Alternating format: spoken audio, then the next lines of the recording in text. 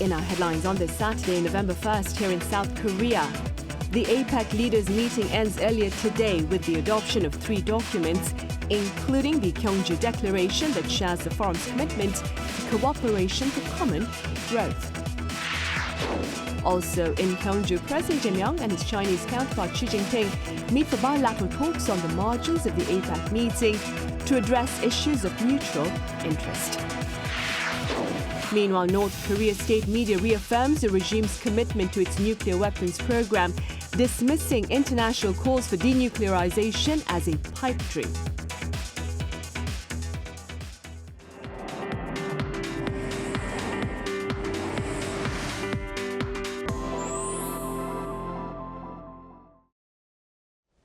The APEC Leaders Meeting came to a close earlier on this Saturday in the historic city of Kyongju with a declaration designed to drive forward the forum's commitment to collaboration.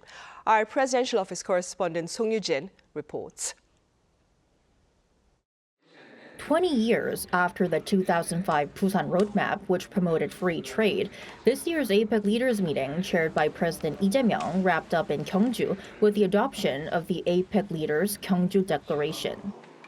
개방적이고 역동적이며 평화로운 아태 공동체를 향한 APEC의 중장기 미래 청사진, 아태 지역의 회복과 성장을 위한 회원 간 협력의 의지도 포함시켰습니다. One of the biggest questions going into the leaders' meeting was whether a joint declaration could be adopted because it requires unanimous approval from all 21 APEC member economies. There was particular attention on whether the declaration would address trade, given rising protectionism and U.S.-China tensions. In the end, the Gyeongju Declaration says APEC will keep pushing regional economic integration, including continuing work on the proposed free trade area of the Asia-Pacific. 구조적 요인으로 인해 아태 지역이 다양한 도전에 직면해 있으며 지속적인 번영과 성장을 위해 상호 간 무역 확대가 필요하다라는 데 인식을 함께하였습니다. And for the first time in APEC Leaders Meeting history, the Gyeongju Declaration explicitly recognizes cultural and creative industries as a driver of growth and as a way to build a mutual understanding across the region. Also adopted were 2 separate outcome documents: the APEC Artificial Intelligence Initiative and the APEC Collaborative Framework for Demographic Changes. These mark the forum's first written agreements on cooperating in artificial intelligence and on responding to the region's aging and shrinking populations. 2 가지 과제가 아태 지역이 공통으로 직면한 도전 과제라는 점에 공감하였습니다. 회원 단독으로는 대응이 어려운 만큼 APEC 차원에서 함께 고민하고 모범 사례를 공유하며 공동의 대응 방향을 모색하는 것이 필요하다. The AI initiative calls for stronger collaboration among governments, industry, and academia, and for expanded investment in AI infrastructure. Meanwhile, the framework on demographic changes lays out measures from expanding lifelong education and employment opportunities to improving access to quality healthcare through advanced technology. So with the 2-day APEC Leaders Meeting now over, what remains to be seen is how the member economies will work together toward a better future, one built on peace and prosperity across the Asia-Pacific. Song Yoo-jin, Arirang News, Kyongju. And staying in Kyongju, another key diplomatic event taking place in that city is the South Korea-China Summit. And for details on that meeting, I have my colleague Yoon Jung-min standing by at the International Media Center. So Jung-min, what's the latest at your end? Hello, Sunny. So Chinese President Xi Jinping arrived at the summit venue about an hour ago for the first one-on-one with President Lee Jae-myung. The Chinese leader received an official traditional welcoming ceremony, which was followed by bilateral talks. Xi is on a state visit to South Korea for the first time in 11 years. Eyes are on whether this could be a turning point in the South Korea-China relations, which have been strained in recent years. In a press conference earlier, President Lee urged the need to restore the relationship with China. 실질적으로는 관계가 완전히 정상화되었거나 또는 회복되었다고 보기는 어려운 상태입니다. 실질적인 관계 회복 그리고 실질적인 협력 강화가 꼭 필요하겠다. That being said, then Changmin, what looks to top their talks? Sure, Sunny. So we expect the leaders to discuss how to cooperate, to discuss ways to improve the livelihoods of people in both countries. Also, they will address denuclearization of the Korean Peninsula, according to presidential spokesperson Kyongju yesterday. North Korea protested this morning, calling such an effort a silly dream. Another area of focus is on the potential lifting of China's restrictions on Korean cultural content that began in 2017, following Korea's deployment of a U.S. THAAD missile defense system. Also expected is cooperation on rare earths, the elements on which the U.S. and China recently agreed to pause export restrictions. The week full of diplomacy in Kyongju is almost over, where the South Korean leader held separate meetings with his counterparts from the U.S., Japan, and China in just a week. Back to you, Sunny. All right, Changmin, thank you for the coverage from the International Media Center in Kyongju. Meanwhile, addressing members of the local and foreign media after the conclusion of this year's APEC gathering, President Lee Jae-myung touched upon efforts to engage North Korea to ensure peace on the Korean Peninsula. Our Kim Bo-kyung covers his remarks.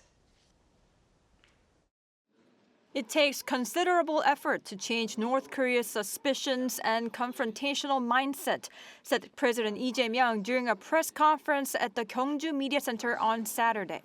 Wrapping up the APEC Leaders Meeting, President Lee talked to reporters, elaborating on how the leaders came up with 3 documents: the leaders' Gyeongju Declaration, the AI Initiative, and the Joint Framework for Responding to Demographic Changes. When asked about how South Korea would play a role as a pacemaker to bring about peace on the peninsula, he said the most solid security is to create peace without having to fight. 우리가 선제적으로 평화를 위한 북측이 안심하고 남측을 조금이라도 믿을 수 있게 만들기 위한 선제적인 조치들을 이것저것 할 수 있는 범위 내에서 하고 있습니다. While saying the intensity of the expressions Pyongyang is using has greatly eased compared to the past, he further emphasized that Washington's role is all the more important as there are clear limits to resolving issues through inter-Korean dialogue alone. When asked about how he thought of the meeting with new Japanese Prime Minister Sanae Takaichi, he said his concerns were able to disappear. 솔직하게 느낌을 말씀드리면 아주 좋은 느낌을 받았습니다. 걱정이 다 사라졌습니다. 앞으로 한일 관계는 잘 협력해서 지금보다 훨씬 나은 단계로 나아갈 수 있겠다. Being his turn to visit Japan next in terms of keeping the spirit of shuttle diplomacy, President Lee said he asked her to see each other in Nara Prefecture, where the Japanese Prime Minister was born. In terms of ties with China, he said it is difficult to say the whole Beijing relationship has been fully normalized or restored, though it may outwardly appear to be free of problems. 단순한 회복을 넘어서 서로에게 도움이 되는 협력의 길을 다시 찾아가야 합니다. The most important area of cooperation would be the economic sector, he added, and also showed his expectation for China to play a major role in bringing about peace and stability on the peninsula that would lead to that of Northeast Asia, which is in China's own interest as well.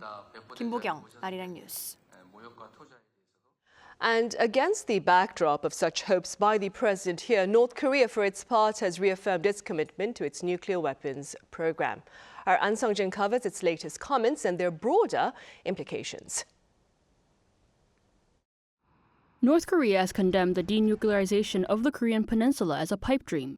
The statement was released Friday as South Korea and China worked on the agenda for their summit on the sidelines of the APEC Economic Leaders Meeting in Kyongju on Saturday. According to the North State media, the Korean Central News Agency, North Korean Vice Foreign Minister Bang Myung-ho said on Friday that no matter how many times denuclearization is raised, the North will remain patient, insisting it is a pipe dream that can never be realized.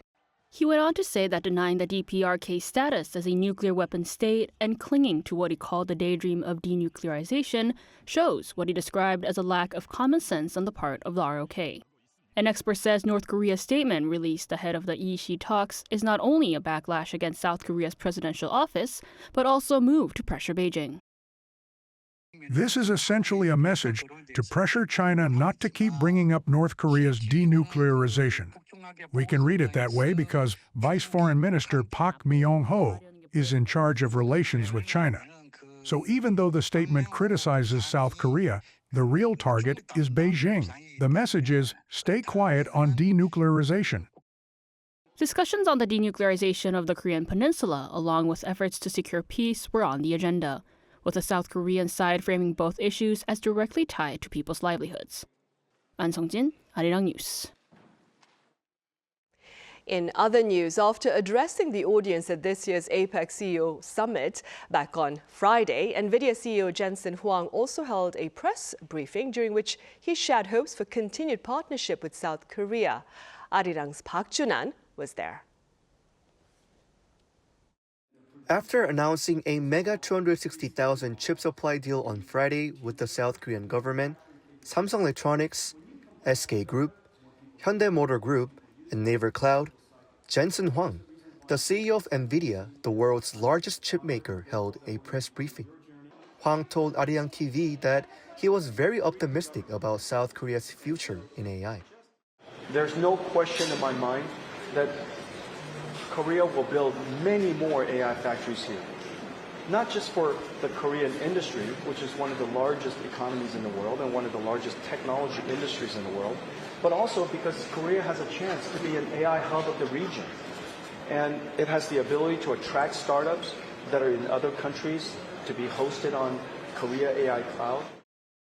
Also, when Arirang TV asked what Huang's message was for people in South Korea who admire him and his company NVIDIA's vision, he said, now it's NVIDIA growing with Korea on their AI journey. Korea has welcomed me for 30 years with open arms. And NVIDIA was very young when I first came. We were only a few years old. So we've had a very long relationship and one that I treasure greatly. And now we have a new journey. You know, in the beginning it was Korea growing with NVIDIA's journey. Now it's NVIDIA growing with Korea's journey and the journey of AI. So I'm very grateful. After the broadcast media scrum ended, Huang held a second media session without video or audio recording, responding to reporters' questions in a casual setting. During the session, he again emphasized the strong partnership between industry leaders in South Korea. NVIDIA CEO Jensen Huang said he's so confident in South Korea's semiconductor technology that his company will partner with South Korean industry giants in the decades to come. Park Junan, Arirang News, Kyongju. Now, after a long day of work, the leaders at this year's APEC meeting were treated to a gala dinner last night prepared by Korean-American star chef Edward Lee. Our culture correspondent Park Eun-woo covers the flavors of that evening. 400 guests fascinated by an authentic Korean-style meal served during the Economics Leaders Gala Dinner on Friday. Featuring Kyongju specialties such as premium beef for galbichim or braised short ribs, and local greens for bibimbap, mixed rice with soy sauce and sesame oil, along with side dishes of tofu and white kimchi, were only some of the highlights. Behind all of this is Korean-American star chef Edward Lee, the head chef of the Gala Dinner, who was also the guest chef for the 2023 Korea-U.S. Summit. Since kimchi cuisine went viral worldwide after the dinner during the 2005 edition of APEC in Busan, many are wondering what the next kimchi may be, and Lee answers. I can't pick one favorite, but I hope the guests come away with a sense of history and a sense of like the whole landscape of Korean cuisine, and we really want to feature special ingredients, you know, like we're featuring kamtae, persimmon, pine nuts, you know, these to me are really symbolic. A fusion of Western style combining traditional doenjang paste and rice cake with caramel made the dinner even more unique. That was even served in the mother-of-pearl box so the guests could take home a lasting memory. Yi stressed his goal was to introduce traditional Korean food in a modern, innovative way. There's a beautiful history of Korean food that I don't want to change. There's another part of Korean food that's really innovative. I wanted to show how Korean ingredients can adapt and be innovative and really capture a global audience. People will go away and remember Korean cuisine as something that is just really, layered and subtle and delicate. The paired dinner drinks have also drawn attention. One standout was the toast drink, Horangi Yuzu Korean rice wine, that won first place in the Agriculture Ministry's competition for toast drinks last September. As the dinner drinks chosen back in 2005, including Bokbunjaju, Korean blackberry wine, saw explosive growth afterward, even leading to export deals, expectations are high once again for this year's selection. And as the meal and paired drinks were showcased to a wide range of people, including leaders of APEC members, K-Food's global momentum seems to show no signs of slowing down. 박건우, Arirang News, Kyongju. U.S. President Donald Trump shared satisfaction with his Asia trip, highlighting the warm reception in South Korea. Trump told reporters on board Air Force One en route to Florida on Friday that his summits with South Korea, China and Japan had been wonderful. With regard to his trip to South Korea, Trump highlighted the hospitality here. His remarks also appeared to refer to the gifts he had received, including a replica gold crown. Up next, we touch upon the broader response to the latest APEC forum here in South Korea. For this, I have Professor Christophe Godin of Political Science at Kookmin University in the studio. Professor Godin, it's a pleasure to have you here. For me too. Thanks for having me. Right, Professor, this year's APEC Leaders Meeting ended with the adoption of the Gyeongju Declaration. If I were to ask you to summarize the gist of that declaration in one sentence, what would you say, and what is the relevance of this declaration? Well, in one sentence, then, to cite the declaration directly, it emphasizes peace and coexistence. So what it means is that channels of communication are still open, which is a great thing. The declaration could be criticized, of course, because, for instance, it doesn't say anything concrete about the content of economic talks still to be had. But still, what I think to be most important is that after all of this turmoil that followed Trump's re-election, at least heads of state came to talk, and they came to some sort of agreement. So that's good news. Keeping that in mind then, Professor Godin, what are your two perhaps main takeaways from this latest APEC forum here in South Korea? Then the first achievement that was expected was some agreement to be reached between the US and China. And as we know, this has been covered. So the world economy is not to go on a standstill. So between both superpowers, for the moment, the air is relatively cleared, which is a good thing. So now, more generally, in the case of Korea, as a middle power like South Korea, whose main ally, the US, has become more unpredictable, the best Korea can do is to be able to ensure some sense of normalcy. As I put it before, it is important to keep all channels of communication open, and this was achieved too. So, I mean, of course, I do not want to cry for victory, but so far, so good. First achievement, China and America are back to the table. They have reached some kind of agreement. And second, there is an African saying that says, when elephants dance, shrimps suffer. And so when these superpowers dance, other powers, middle powers like Korea or my home country, France, have everything to fear. So far, so good. Channels of communication are still open.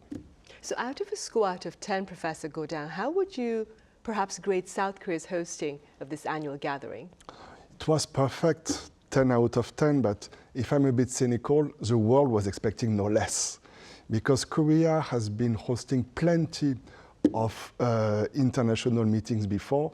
And the problem is that when you set the bar so high, people, any flow, any bump down the road will have been noticed immediately.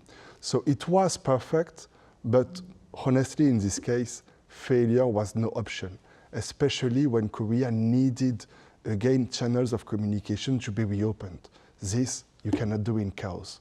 So it was perfect, but there was no other option, I'm afraid. Right. Professor Godin, quite a number of sideline summits caught the attention of the international media, one of that being, as you mentioned earlier, the summit between Mr. Trump and his Chinese counterpart Xi Jinping. Now, Trump gave that particular summit a 12 out of a 10. What are your thoughts?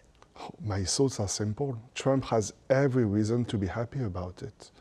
He's been able to impose huge tariffs on China. The end agreement says 47%. All Chinese exports, save a few exceptions like fentanyl, will be taxed at 47%. So that's huge. On top of it, the second objective was Trump, is that, you know, the American industry needs these rare earth elements that mostly, almost solely, come from China. China chose not to block these exports. So basically, Trump got everything he wanted. These tariffs are to generate huge revenue, of course, for the American treasury. So that means also the possibility to lower taxes on American taxpayers, as he wants. And last but not least, he was able to put his hand on this Chinese raw material the American tech industry so desperately needs. He has every right to be satisfied. Right.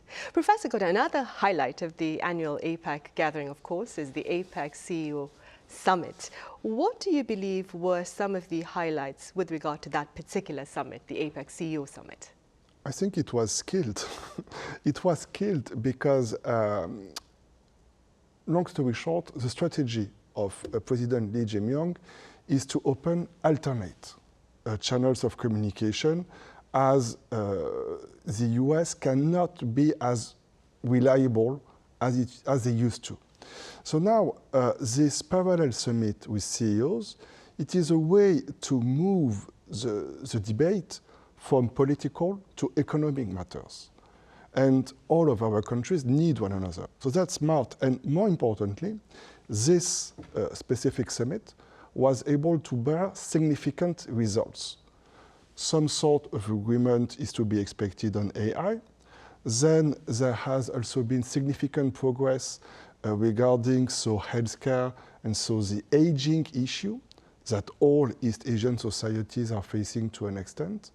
So the fact that this economic summit was more fruitful than the official political summit between heads of state, this also may mark some kind of shift in international relations. Korea has been acting relatively noiselessly because all of this was about US and China. And so what Korea has been able to do is to open alternate ways of communication, and they are bearing fruit, which is remarkable. It's been a huge success for Korea, this summit. And of course, it is not something to be bragged about, because it is always best to keep working discreetly. But still, achievements are very real here, very concrete. How, Professor Godin, could perhaps South Korea leverage its successful hosting of this particular event to perhaps expand its presence on the global stage? It's a fine line to walk on, because as a middle power, it is always dangerous to expose yourself too much. So here, what Korea is doing is that, on the one hand, you need, obviously, not to offend Trump. That's why it was very smart to offer him the replica of a golden crown, because this is exactly what he wants to be, a king. So it was a very smart PR move on the first hand. But on the other hand, Korea is sharing a lot of common interests with China in terms of denuclearization, but also mostly for trade to go on. The Korean economy, just like China's, is very export dependent. So here, in the case of Korea, the best you can do is not to offend any of both superpowers. And in order to do so, you need to keep business as usual. So that's the best you can do. If you can open new channels of communication, it's for the greater good. But if Korea were to take too much of a self-confident stance, as you can imagine, it wouldn't play so well with President Trump, and eventually it would backfire. So the strategies that President Lee has been following since he was elected a few months ago has been successful, and for the moment, I see no reason to change. It's a very fine line, again, to walk on. So it's an advantage that can only be pushed with the greatest care. Right. Professor Godin, you mentioned China earlier. Now, next year's APEC gathering is to be hosted by China. That being said, what should we be keeping our eyes on, as we wait for that particular event next year? Well, it will be interesting to watch, at least, because when this meeting is hosted in Korea, that is by a democracy, then it makes it easier for everybody to gather around the table. In the case of China, the question will be, Korea has a lot of interests to share with China economically.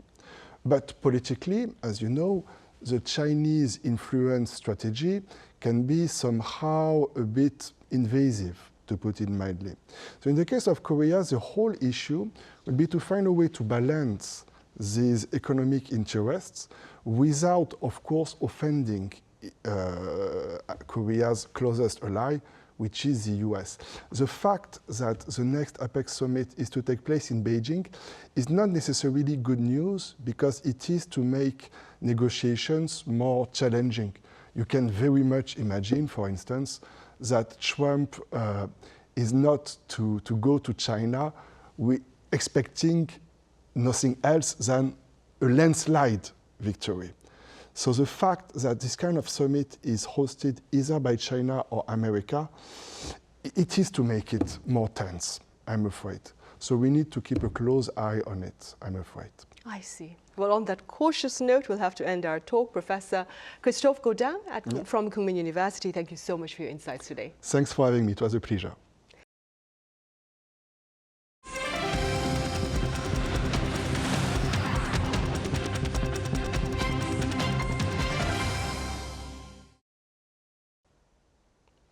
South Korea's exports in October amounted to almost $60 billion, up 3.6% on year.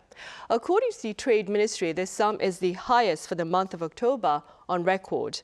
The export expansion was driven by semiconductor shipments, which soared over 25% on year, the highest also for the month of October, amid global demand for high-capacity, high-value memory products for AI systems. Seoul's Hangang River Bus resumed full service on this Saturday after a month-long safety suspension and test runs that followed a series of mechanical failures. In fact, the city carried out more than 300 trial runs to test docking, departure, bridge clearance under real operating conditions. The vessels have since been upgraded to improve both safety and service quality. Service begins at 9 a.m. and runs 16 times a day. And those are the headlines at this hour here in South Korea. As always, thank you for watching.